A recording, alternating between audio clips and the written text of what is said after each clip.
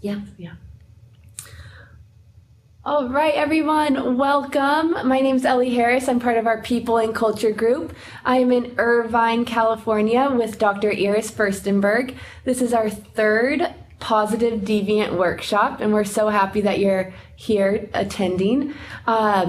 We're really happy Dr. Iris Furstenberg has done all three for us, so I'm going to hand it off to her so you guys can hear about bringing the future to the present.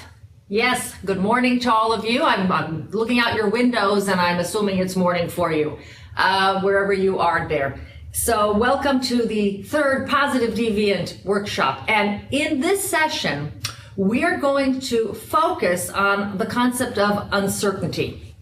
And the reason we're going to talk about uncertainty is that it is probably one of the biggest, if not the biggest, obstacle to our ability to create value. When you're thinking about planning or creating strategy for the future, one of the things you have to contend with is knowing that there are things you don't know, and you don't know what you don't know. And so if we think about our relationship to the future, what happens the deeper we look? Oops, Ellie, something just happened. What happens the deeper we look? If you think about what is Logitech like today, you can pretty much explain the present state. What do you think Logitech will be like a year from now? What will the products be? What will the challenges be? Who will the competitors be? That too, it's only a year out, you pretty much have a feel for that. What's Logitech going to be like 15 years from now? What will the competitive space look like? What products will you be focusing on? As we go deeper into the future, there are many, many more unknowns. And yet, you still have to be thinking about that distance into the future as you begin to plan and deploy resources today. So what we're going to look at is a strategy that I have come to call bringing the future to the present. And the idea is if the future has more uncertainty than today does, if we could somehow pick up that future and bring it, plant it, and look at it, we could surface what is invisible to many of us right now.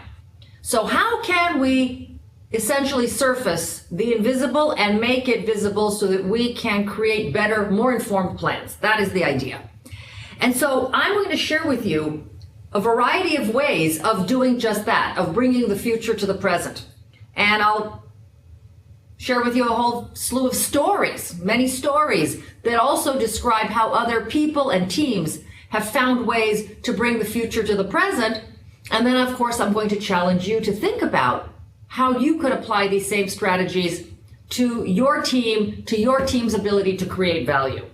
So I'll start with a story that demonstrates how simple this strategy actually can be. At UCLA, my home university, the business school was constructed about 15 years ago. The university added a new building to the campus. And once the building was up, it's a beautiful building, it's glass and marble, they hired a landscaping team to put the paths and the grass and the flowers and all of the things outside the building. And one of the things that this landscaping team had to think about is where to put the paths that would connect this building with the rest of campus. So of course we need to connect to the parking lot, we need to connect to the library. How do you put paths in? And they had to think about volume, how wide should the paths be? Well, they created a beautiful design. But the design was very curvy. They put a lot of curves in the design. And they did that because they wanted to mimic a creek that we had near the building. So it would be a design echo. Then they opened the building to the users. We came. And when I had to leave the building and get to another part of campus, I don't have time to go to meander around curvy paths. I need the shortest distance. And I'm not alone. Other students, other faculty, speed matters. So we began cutting across the grass. Well, what happens when people start trampling the grass is the grass dies. So within a few weeks, it looks terrible. the university for an entire year played a game with us. We would kill the grass. They would then put barricades up and reseed the grass. As soon as the grass grew, they would take the barricades down, and then we would do it again. So after a year of back and forth like this, they finally gave up, and they put a gravel path across the grass so that at least we wouldn't be killing the grass. But because this is a afterthought, it's like a Band-Aid solution, there's a new problem. The sprinklers are in the wrong place. So you can be walking across this gravel path and get soaked because the sprinklers come on. There used to be grass there, and so it waters the path as well. The University of Stony Brook, a school in New York, did something very different. They decided to bring the future to the present. What did they do differently? After their buildings were constructed, they did not hire a landscape company. They just planted very cheap grass everywhere, and they let the students come. Within about 6 weeks, it was very clear where people wanted to walk. The grass was dead.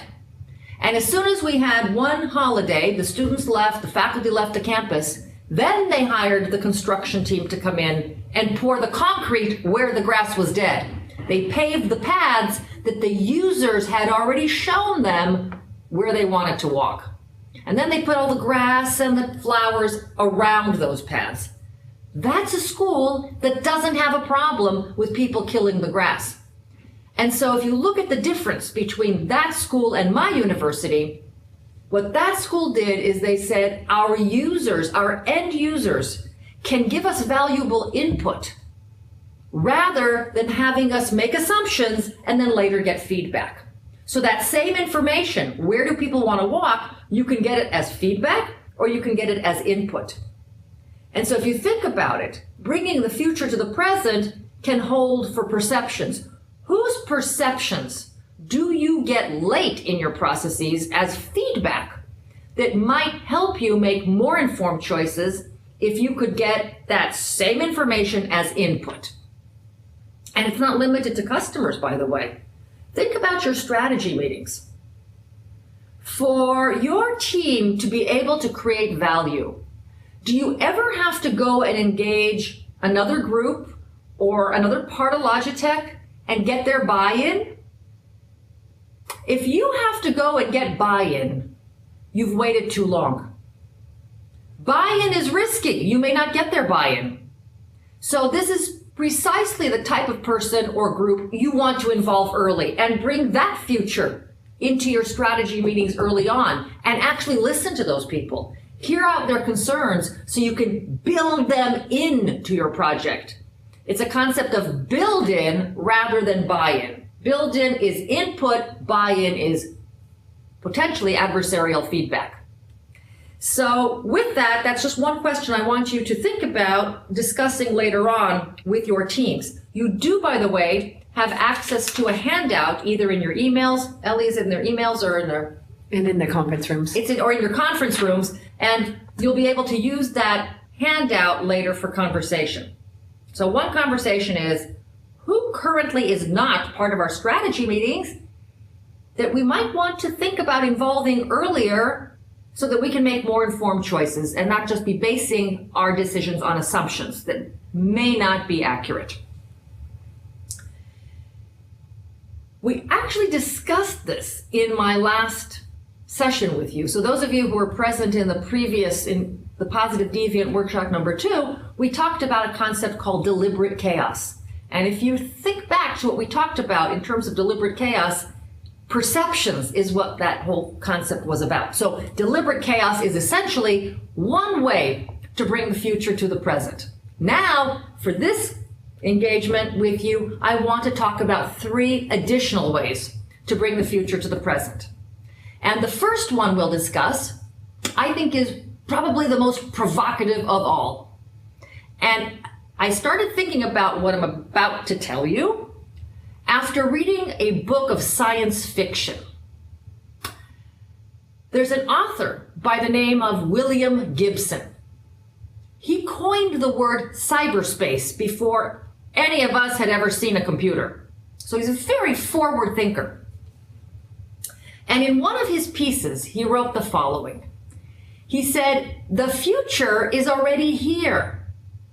It's just not evenly distributed." And I thought, that's interesting. And I'll repeat it. He said, "The future is already here. It's just not evenly distributed." And I really had to think long about what that could mean. Because he's writing science fiction, and I was thinking, is it possible that in the real world, the future is already here in many ways? Maybe not all of it, but a lot of it is already here. It's just not here. It's unevenly distributed. And that could mean that I could potentially go and visit my own future, that Logitech could potentially go and visit Logitech's future. And I want to share with you stories of how people have done that. And I'll start with a personal story, and then I'll share with you a company story of visiting the future.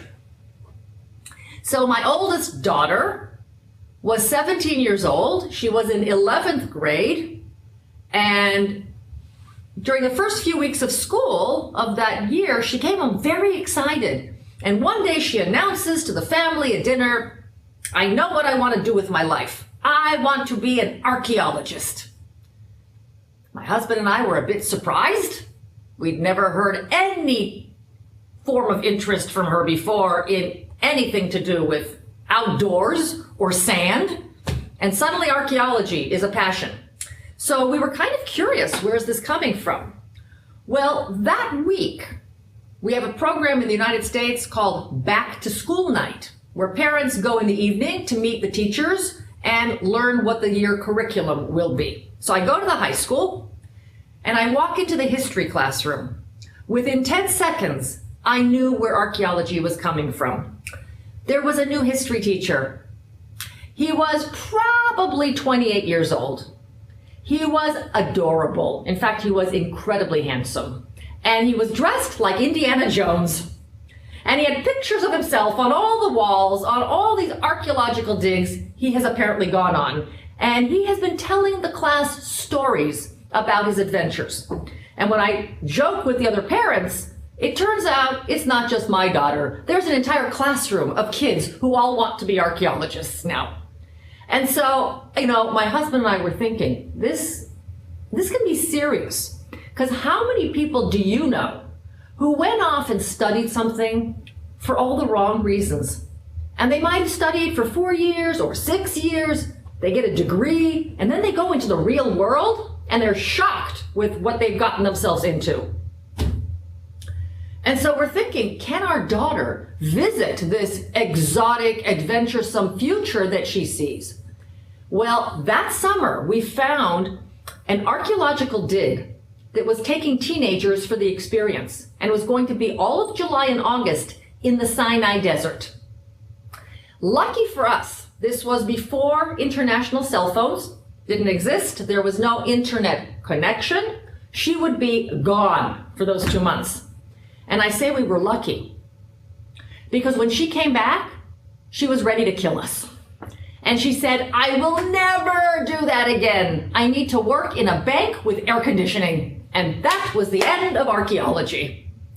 So sometimes visiting your future is to self-correct and to find out that you have perhaps made some misplaced assumptions.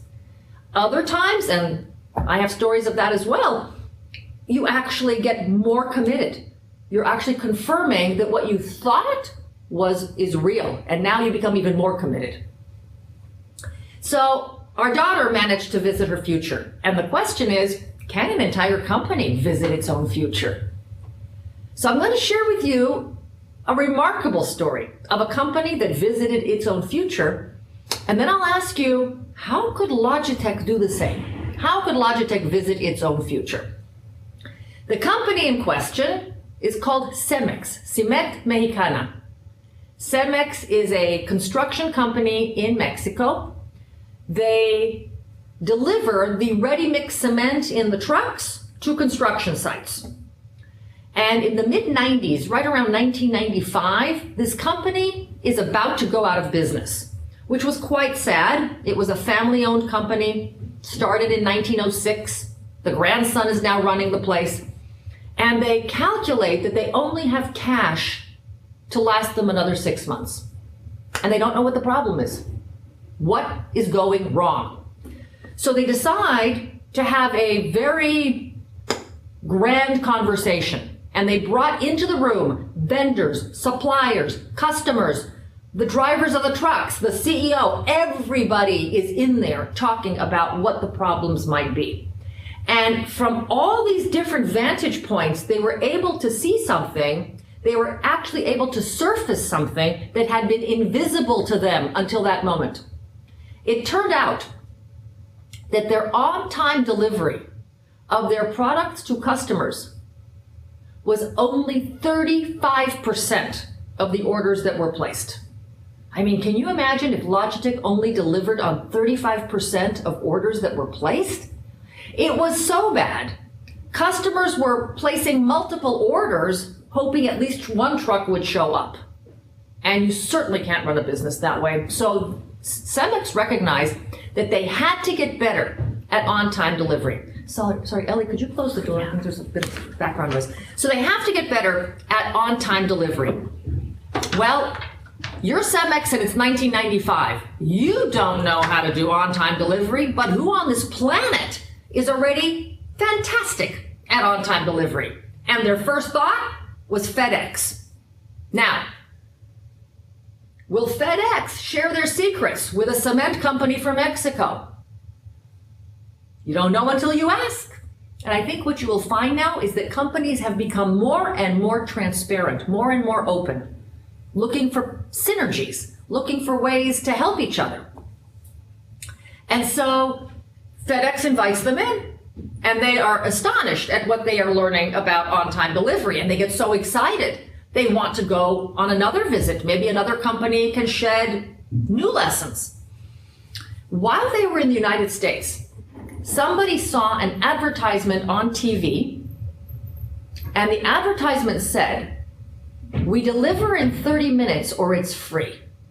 And the company was Domino's Pizza. So they thought, pizza delivery, that's brilliant, because that's a perishable product. We could learn even more about on-time delivery, because our product is also perishable.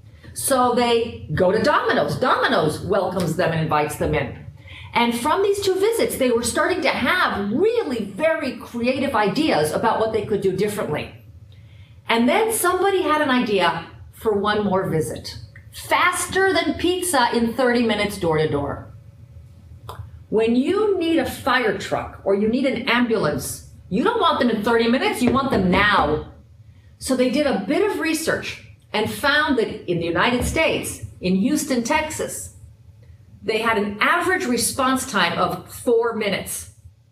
How do they do that? A 4-minute response time door to door, from the call to delivery. We got to find out how they do it. And from these three very different visits, right? FedEx, pizza, emergency services, they completely revised how they do business. Won't go into the details. Within a few months, they were delivering 98% of their product on time. That's not a little bit better. That's a revolution. And today, Cemex is the world's largest supplier of cement and concrete products. They operate in over 60 countries. Revenues per employee are more than $300,000 annually per employee. It's a remarkably innovative company, but we wouldn't even be here to talk about them if they had not gone to visit the future. Now, interesting. Did they try to go to a competitor to learn what the competition is doing? And the answer is no. Why not go to the competition? Well, 2 reasons. Number 1, the competition doesn't want to share their secrets. But even if you could infiltrate, even if you could find out what they're doing, the second reason is more important. It's boring. They're pretty much doing what you're doing. The lessons aren't going to be provocative. If you really want to innovate and shape the future, you've got to be learning from people who don't think like you. So you want to go to outside industries that are as different from what you do as possible. And that's where the real triggers for creative ideas will come from. Another example, and I'll just share with you briefly one more example to show you how far afield you can go to learn interesting lessons. Novartis is a pharmaceutical company, and they have a drug for heart disease. If a patient comes to a hospital and is diagnosed with heart disease, they start using that Novartis product. The issue is that the patients have to continue using the drug even after they are discharged from the hospital. And Novartis wanted a way to track patients and find out how they're using the drug even after they leave the hospital. Well, Novartis had a problem. They don't have a tracking system. They don't know how to track patients. And it turns out hospitals don't have a tracking system either. When you're discharged from the hospital, nobody's following you. So Novartis asked an interesting question. They said, we don't have a tracking system, but what institution might have a tracking system that we could learn from? And their first thought, after a bit of thinking, was the prison system. When prisoners are let out and sent on parole, they are tracked, they are followed. And so they said, let's meet with the prison system and learn how they track people who are on parole. And so they met in Atlanta, Georgia, with the head of the prison system. And while meeting with him, which is provocative, think about that. A pharmaceutical company is going to a prison to learn lessons. While in that meeting, they learned something they didn't even expect to learn. That's the beauty of going on these visits. New ideas will come to you that we weren't even expecting. The warden explained that when people are in prison, we don't want them going out on parole and then committing new crimes and coming back to prison.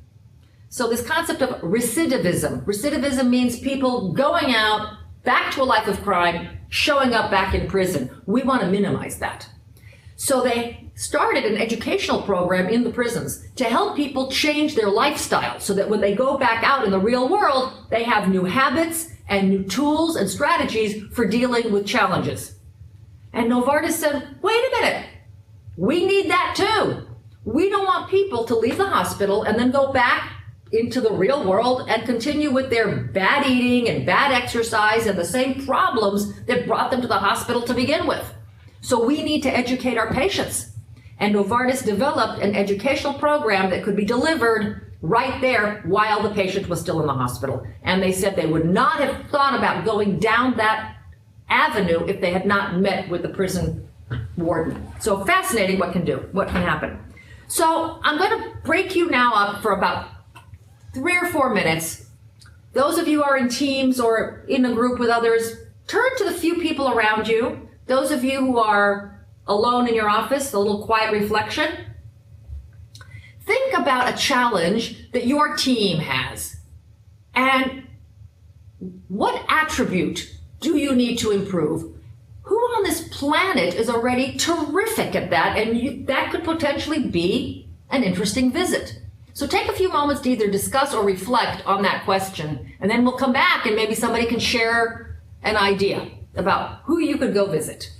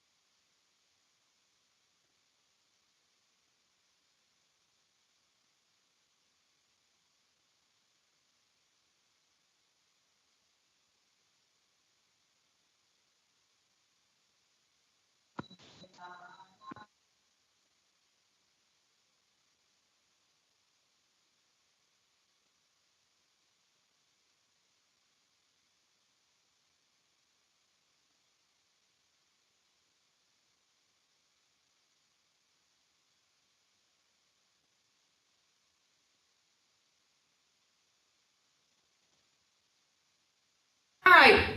Okay, we're going to come back. And I know I only gave you just a few moments to think about it. This is something that might take a little more depth of conversation. You can do that a little later, but are there any thoughts around this at this point? Did anybody have any revelation of a possible visit that came from your conversation that you could share with all of us?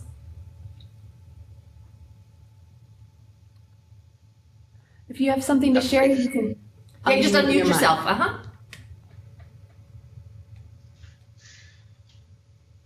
Somebody was about to start? Yeah, Dr. Harish, this is Srini from India. I actually have one observation. Actually, at Logitech, we have a lot of inventory that we maintain at our warehouses. And our supply chain operations take some time actually for shipping through the water. I mean, on the waters. Especially if it has to cross country. So I just want to find out how IKEA does it. IKEA is the biggest company that does that's very good at logistics and their supply chain operations. Yeah. And they are very successful at any product that needs to be delivered to the retail customers. They are very good at it. So yeah. That's another thing that's something that actually I want to see if we can approach them and if we can find out their trade secrets or whatever. Yeah, I mean, again, as I say, it's really remarkable how open the non-competitive space will be. They really are open, and you know somebody who knows somebody at IKEA. It can happen. Somebody at Logitech knows somebody at IKEA. I'd say there's a guarantee on that one. And IKEA is just but one example. One that came to mind as you were talking, I think we talked about this in one of our earlier sessions today, is the fashion retailer Zara in Europe. Most fashion retailers take 9 months to move from design to inventory to getting it on the shelf. Zara can do it in a week. From design to product on the shelf, they can do it in 1 week. So something is different in how they operate. And maybe a visit to a company like that could be very effective as well. A lot of interesting lessons to learn from that. Interesting. Anybody else have one you want to... Or maybe you have an attribute you want to improve and the whole group can help you think of something.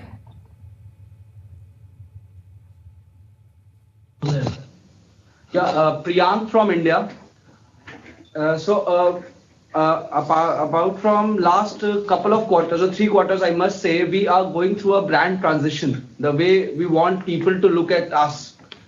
But when I go outside, I don't see that thing trickling down to the consumers or at the customer level. So that's a challenge that we face here. And an ideal scenario would be any of the telecom giants in India. So be it Airtel, that has gone through brand transition 4 times since its inception. Or for that matter, Vodafone, which has already gone one of the transitions when it took over one of the telecom giants in India. So a visit to one of these companies would definitely help us to look at the transition and handle it. Excellent idea. A company that has already solved that problem and is not in your competitive space, and they even did it in India. So many lessons to be learned. Great ideas. So keep thinking. As I say, this might take a little bit more conversation with each other to think about who could those companies be. But once you go on these visits, you don't want to stop. They're fun and they're very intriguing. So the first thing is to think about who you could visit. Now, the visits are not just about other companies. Another very important component of visiting the future is to go and live in the world of your customer. We make so many assumptions about who our customer is and how they use our products and what they consider to be of value. We do focus groups where we're asking them questions, but many times people can't report. They don't remember. They're not giving you accurate information. And what innovative companies will do is they will go and visit the world of the customer, and they will watch the customer interacting, making decisions, using the product. So as an example, Procter & Gamble here in the United States, they make laundry equipment, and you'd think there's nothing much left to learn about doing laundry. I mean, we pretty much know the process. But they still think there's always something to learn. So they went into laundromats to watch people as they did laundry. And a couple of years ago, they saw something that had never surfaced before. They hadn't noticed before. It turns out when people go into a laundromat, when they open a machine, they make a face and then they'll close it. And they'll open a few washing machines before they'll pick one to put their own laundry into. This is, of course, for the self-service laundromats I'm talking about. And so they thought, that's curious behavior. What's going on? Well, it turns out people don't want to put their own dirty clothes into a machine that's just been used by some total stranger. And so they recognized, Procter & Gamble recognized that as a pain point, and they could perhaps solve that pain for the customer. They created a product of sheets that could sanitize the inside of the machine before you use it. A little throwaway disposable sheet that the customer could use to clean the inside of the machine before putting their own clothes inside. And that created great value for the company. So think about not only visiting other companies, but visiting the world of your own customer to see how they make decisions about products, how they actually use the products, what actually matters to them. Now, beyond visiting the future, let's move to the second way to bring the future to the present. We can partner with the future, not just visit, but actually partner. And partnering may help us gain access to the non-customer. What do I mean by that? Give you an example. The car company Acura did a little data mining on people in the United States who buy their automobile. And they discovered an interesting trend that people who buy an Acura, when they travel, they like to stay at the W hotel chain. And in the beginning they thought, well, is that relevant? Is that useful? And then it struck them that if their customers like to stay at the W hotel chain, maybe there are a lot of people who stay at the W hotel chain that don't even know that the car company Acura exists. And that could be a great target of consumer to try and access. But they don't have access to those people. But who does? The W hotel chain. So they went to the headquarters of W and they said, we'd like to create a partnership with you. And here's what we want to do. We want to become your ground travel choice for your guests. If your guest has to travel within a 3 to 5 mile radius, we want you to call our dealerships and we will come to pick up your customers, your guests, free of charge. This will not cost anybody anything. So it's a free basic limo service. And so here's what would happen. If you're a guest at the W, and let's say you need to get to a restaurant, the concierge will call the dealership. Who comes to pick you up? The sales guy comes in a brand new car to pick you up. When you get in the car, you're basically a hostage for the next few miles. And if a conversation gets started with the driver, they may tell you about the program and about the car. If you're staying at the hotel and you are actually interested in the car, they will leave you the keys. And you can drive the car until you check out of the hotel, drive it around town for a few days and see how it feels. Just leave the keys with the concierge when you are done. They will not reveal how many new Acura owners they have developed from this program, but they have said it's been remarkably effective at turning these chauffeured guests into later car owners. So notice, Acura doesn't have access to this non-customer, but the W hotel chain does.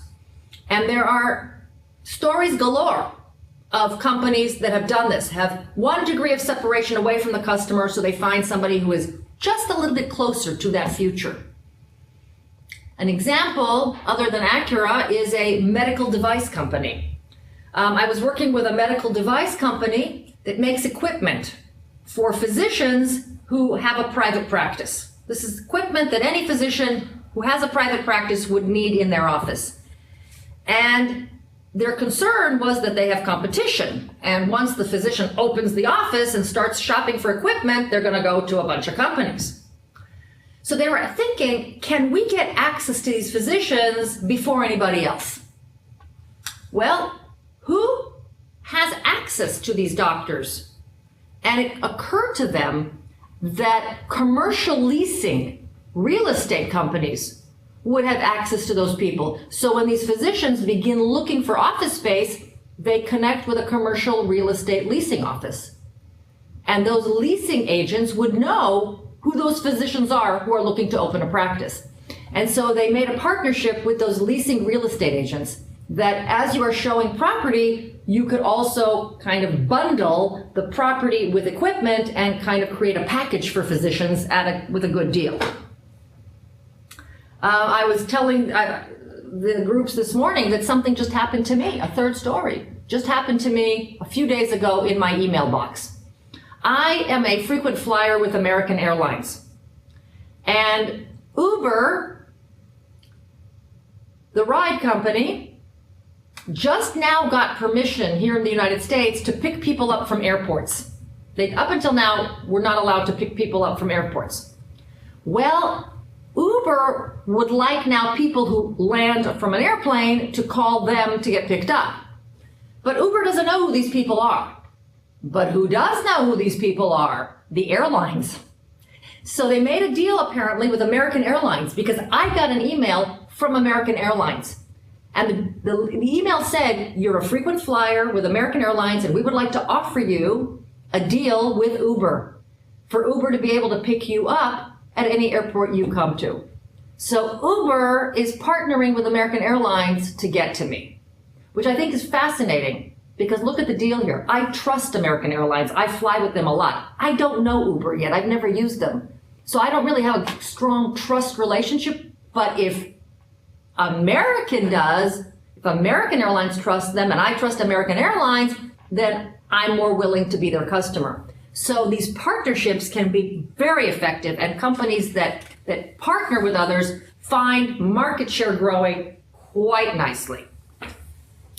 Now, partnering isn't just with other companies to get more customers.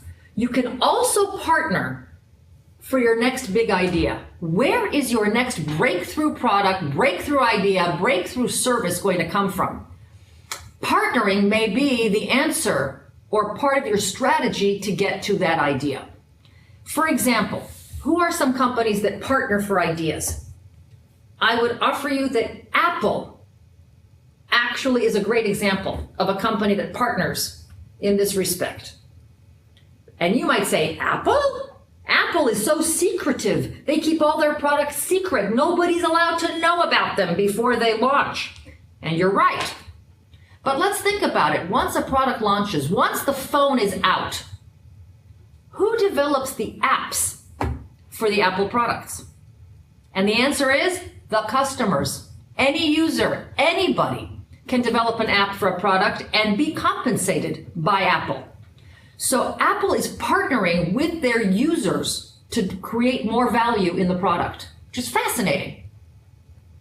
In fact, I just saw the 2015 financials, and to the end of 2015, Apple has paid out more than 30 billion, that's with a B, 30 billion US dollars to all of us who have developed apps for their phones and other devices.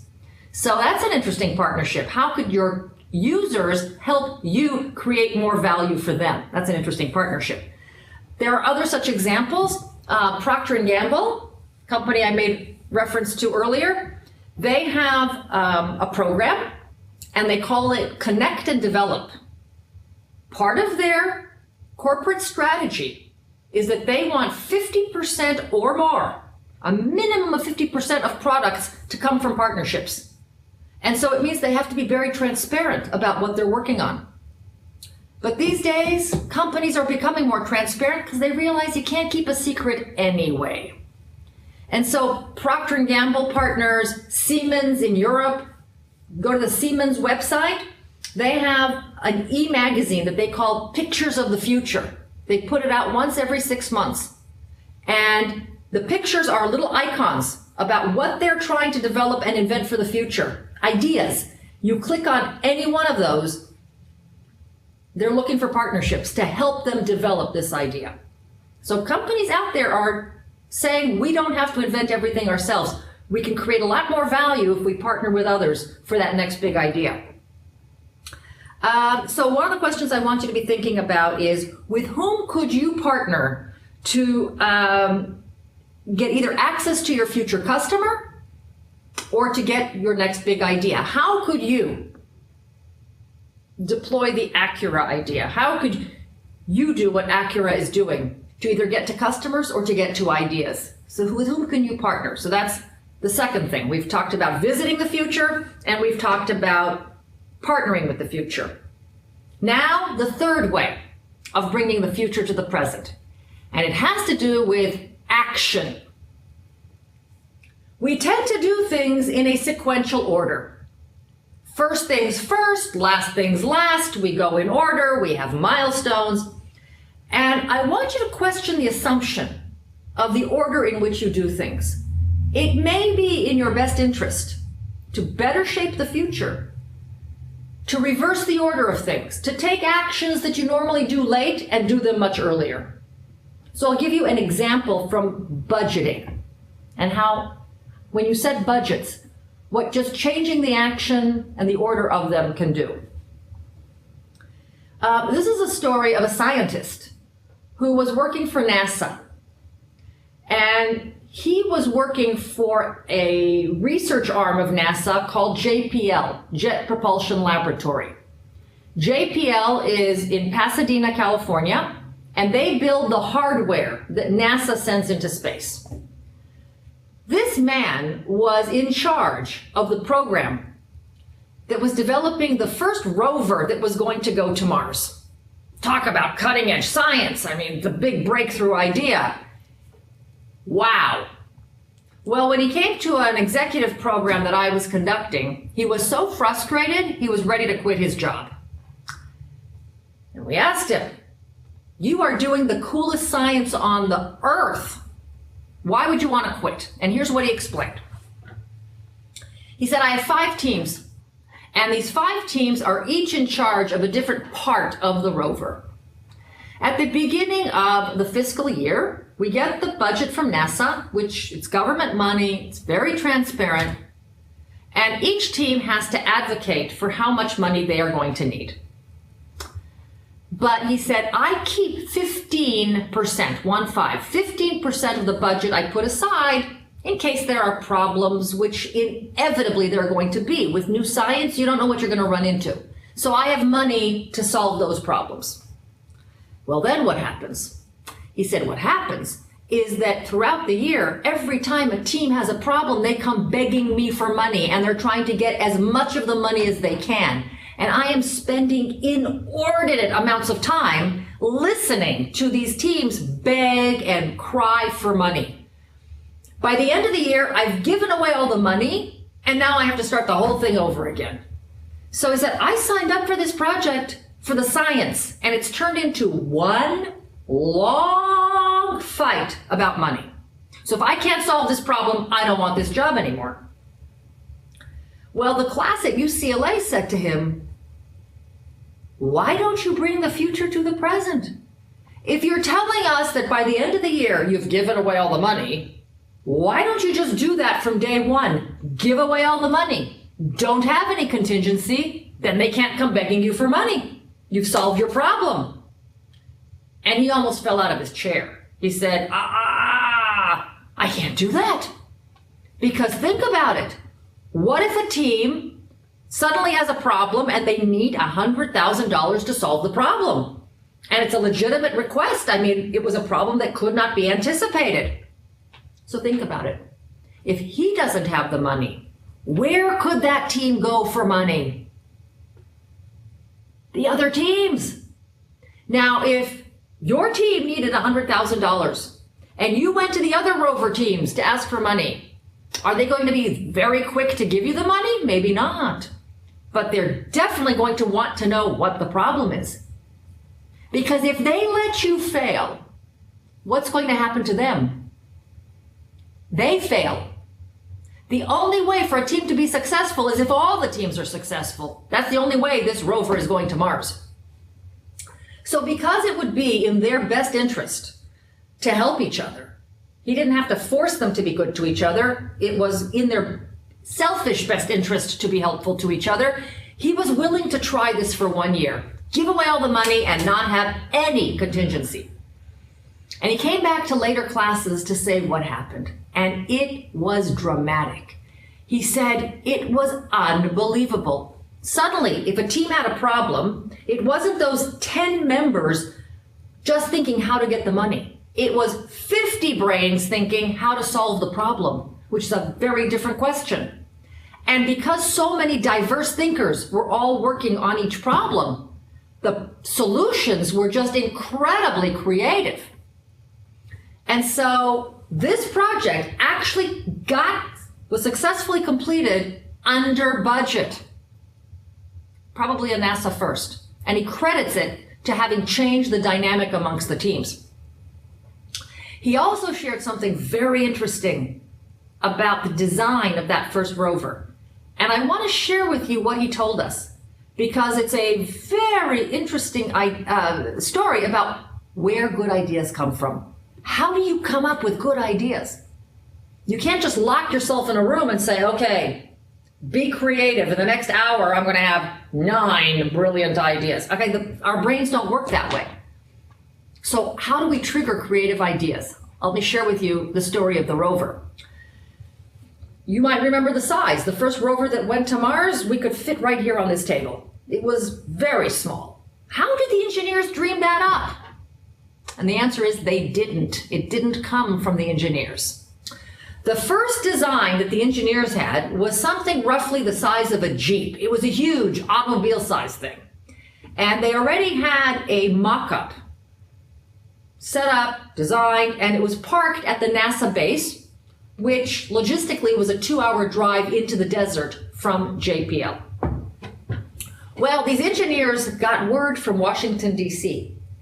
that the senators in charge of NASA appropriations, the money that goes to NASA, these senators wanted to come and see where all the money is going. And that made the engineers very nervous, because if they come and we take them to the desert for 2 hours to look at a piece of metal that's just sitting there, we could potentially lose our funding, because that's not very impressive. So they decided to build a model. I mean, what is a model? It's really a tangible picture of the future. So they built a tabletop model right there at JPL with all the functionality. And then came the day of the visit. The senators come in and they get to see what this rover can do, and the engineers are so pleased with themselves. But the senators are on a very tight schedule. They have to leave within 10 minutes. So they are impressed and they are congratulating the engineers on their brilliance. They're now standing at the door and they stop. And they turn to the engineers and they say, "We just want to reiterate how impressed we are. We had no idea what we were about to see. We cannot believe that this thing is going to Mars. I mean, it looks like a toy a child could play with. It is hard to believe that that can go and do all the science you were talking about. You know what? We will champion your cause in Washington. We want to see it happen." And they're out the door. The engineers almost died. They were hyperventilating. They couldn't catch their breath. How did we let that happen? Those idiots think that this toy is going to Mars. How could they be so stupid? How could we be so stupid? How could we have misled them this way? For 20 minutes they went on just thinking how to correct what had just happened here. But then one of them calmed down a little bit and said, "You know, it's an interesting idea. What if it were to be that size?"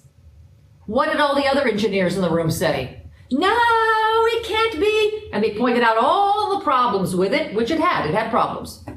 But he persisted and he said, "You know, we can always dismiss the idea later, but let's at least explore it down and drive it down. Let's really think about it." And the more they calmed down and the more they explored the possibility, they actually realized it solved some of the problems they were having with the Jeep in the desert. And that ended up being the size of the rover. And where did the idea come from? From somebody who just didn't understand what he was talking about. And how often are we guilty of what almost happened here? we dismiss an idea, not on its merit, but on its source, right? From where it came from, not necessarily on the value of the idea. So we think we're open-minded, but there are limitations to how open-minded we are. So just be thinking to be more open, no matter where the source of the idea comes from. So, by the way, just coming back for a moment to the idea of a prototype and the model as a picture of the future, I just 2 days ago was reading a book on innovation, and they had a story about the very first mouse, computer mouse. I thought, I'm coming to Logitech, I gotta tell you the story. So it turns out that Steve Jobs went to visit Xerox, and he saw the very first mouse that Xerox was working on. And he learned that just the parts alone cost more than $400. And he thought, it's a very cool tool, but we can't have something that costs $400 just in parts. So he left and he thought, I want a mouse that can cost $25. And he went to a design team at Stanford University. Two guys who were working together. And he said, can you design me a mouse? And he explained the functionality with parts off the shelf. Can you design something that would be cheap, $25 total, with parts off the shelf? And so these two guys took the challenge. And what did they do? They went to a drugstore, Walgreens here in the United States. And they just looked at products to think, are there any products here that we could pull together to shape a mouse? And when they got to the deodorant aisle, they had their answer.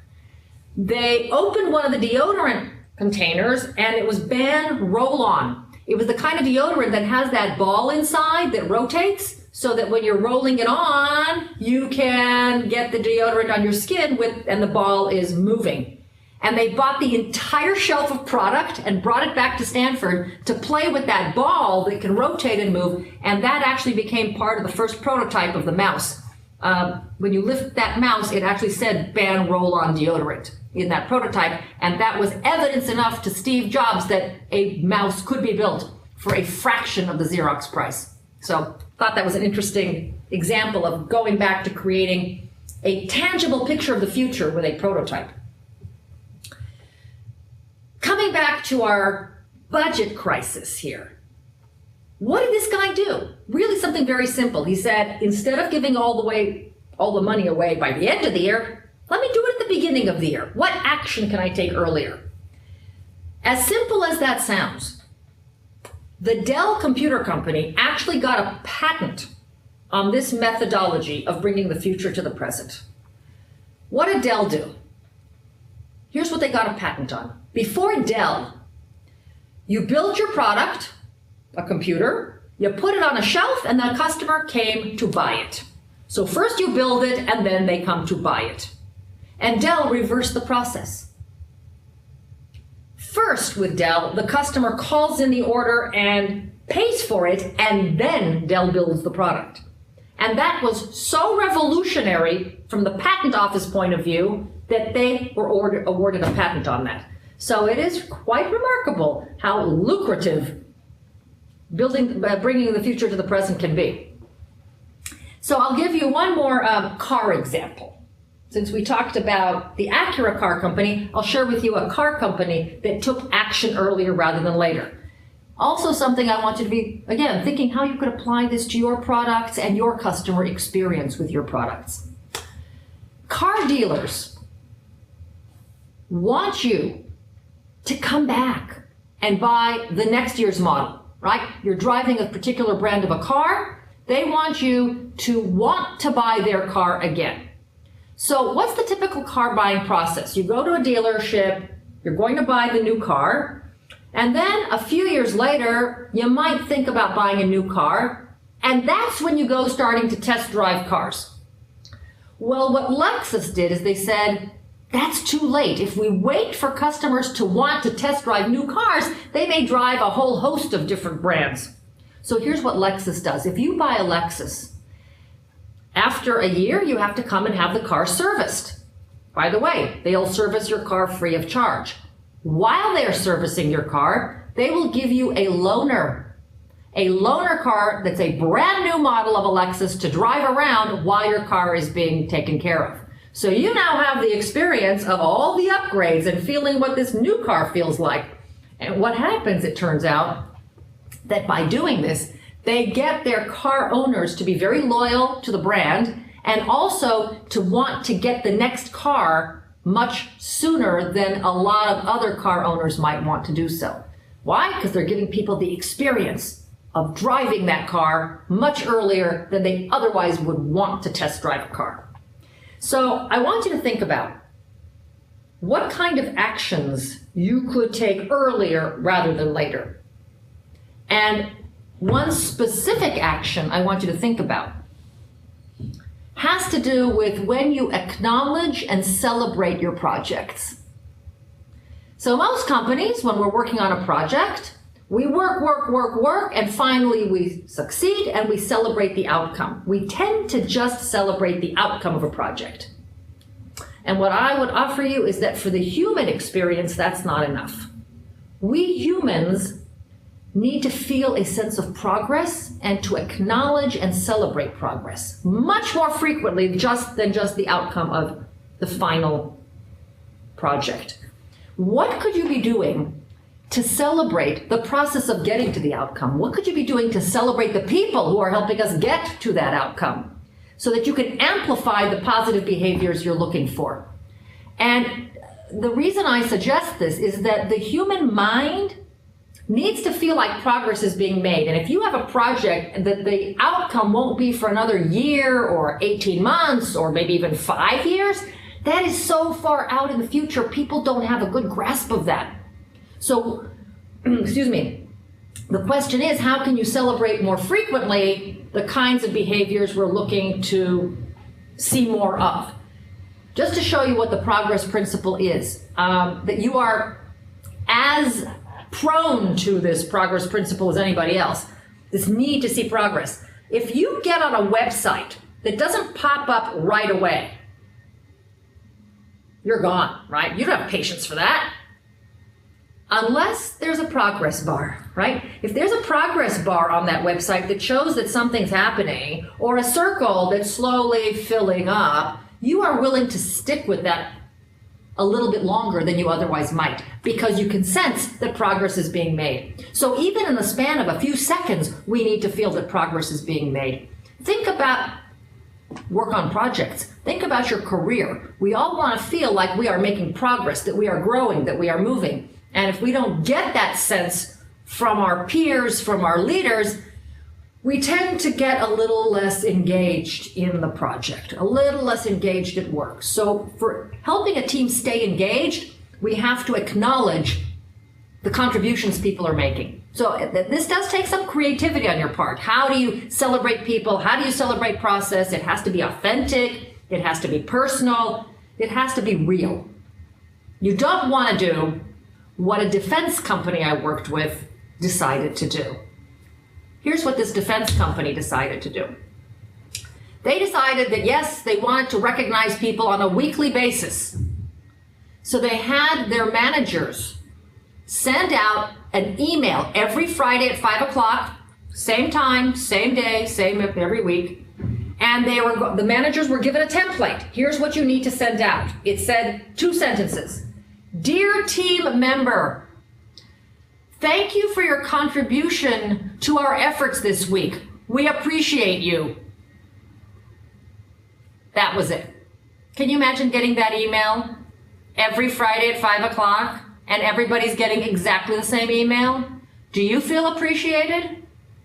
It actually achieved the opposite of what they intended. People got disgusted by it. It was like they were just checking off the box of, okay, I have to say thank you, so let me do it in a mass email to dear anybody, we appreciate you. So you got to be thinking carefully how we acknowledge and how we celebrate. And I have much more on this in a book I just finished writing that came out a few months ago called Extraordinary Outcomes. One of the whole chapters is dedicated to how do we get to extraordinary outcomes is by amplifying the positive behaviors of our team members. And Ellie and Jessica are going to find a way to make copies of that book accessible to you, should any of you want to see what's in if you want there. a copy, you can email logilearner@logitech.com. Okay, so if you email Logi Learner, they'll find a way to get you an access to the book. In any case, I just want you to think about how you can celebrate those small wins. And finally, last but not least, one more interesting way to bring the future to the present. And it has to do with post-mortems on our projects. Ellie, do you think maybe you could ask them? I don't know if that noise is that. Hold on one second, because there's a very strong noise right outside the door here. I don't want it to interfere with this. Ellie will just see if she can shut it off. When we do our projects, we tend to do what we call a post-mortem, right? Post-mortem means after death. And so after the project is done, we want to do lessons learned, successes, failures. What did we learn from this project? Raise your hand if you've done a post-mortem so we can just see. Okay, sizable number of people have done these kinds of lessons learned after a project. Well, unfortunately, that's a little late, because if the project failed, it doesn't help that particular project, right? This is more like an autopsy for this failed thing. And so I want to share with you how you can bring the future to the present, even with the post-mortem lessons. Instead of, or perhaps in addition to the post-mortem, you conduct a pre-mortem. And a pre-mortem means before death. And here's what it looks like. You take your project plan. Let's just say this is the project plan. And you want to review it before you execute it. Now, there are two possible ways to review it. One way, the bad way, is to say, okay, team, here's the plan. Do you see any problem with it? What you're asking people to do is look at the plan and project it into the future to see if they can identify potential challenges. That's really hard for the human mind to do. We have a hard time peering into the future. So here's a way to get a lot more value from this pre-mortem. You say, people, here's the plan. I bought a crystal ball. Did you know that Coke now makes crystal balls? Anyway, I bought a crystal ball, and this crystal ball tells me the future. It tells me the plan failed. I know the plan failed. The problem is, it's a cheap aluminum crystal ball. It doesn't know why the plan failed. That's our job. We have to figure out why this plan failed. And so what you're asking people to do is, in their imagination, jump into the future, imagine the plan has failed, and now look back in time to figure out why it failed. And it is amazing how many more errors you are going to discover when you ask people to engage their mind this way. And what's dramatic is that people know it's a game and it's effective anyway. It's just deploying our mind instead of looking forward, using hindsight by trying to figure out how we got here. And the two kinds of errors you will find that you will get a lot more of are errors of commission, things here that shouldn't be, and errors of omission, things that are missing. And the beauty is you haven't executed your plan yet, so it's an opportunity to make the plan more robust. So with that, we have covered essentially 3.5 ways to bring the future to the present. We've talked about visiting the future. How can you visit other companies or the world of your customer? That's a question you can discuss with your team. How could you partner with the future? So who is 1 degree of separation closer to the future than you are? Maybe access to the non-customer or access to an idea.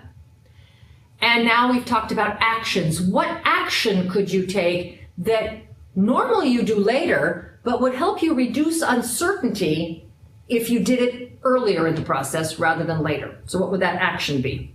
And actually, the pre-mortem is also an action item. It's taking that action of a post-mortem and doing it before executing the plan, not just after executing the plan. So with that, we have a few minutes left, and I want to make sure we have a few moments for any questions or comments anybody wants to raise. If anybody would like to raise any type of question, we have an opportunity for that now.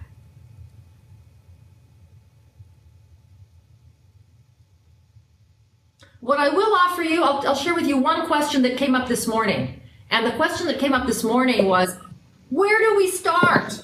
Where do we start? And my answer is with something as small as possible. What's the smallest change, the smallest little thing you could try that wouldn't take a lot of resources, it wouldn't take a lot of time, wouldn't require all of Logitech to be involved? What's a small experiment you could do around these ideas that might get the ball rolling? That's where you start. So if anybody has any questions, you can unmute yourself and come online.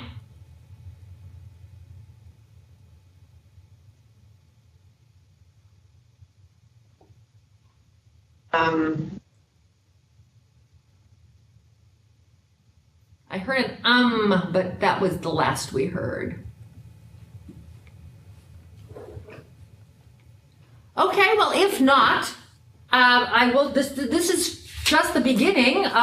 You are going to get, in addition to the handout that you have, an updated version of this handout with a few more targeted questions for you to think about that will help trigger some of your thinking as well as conversation with your teams around these concepts. So with that, I want to thank you for spending our third session together with me, and go out and be a positive deviant. So thank you very, very much. Bye-bye.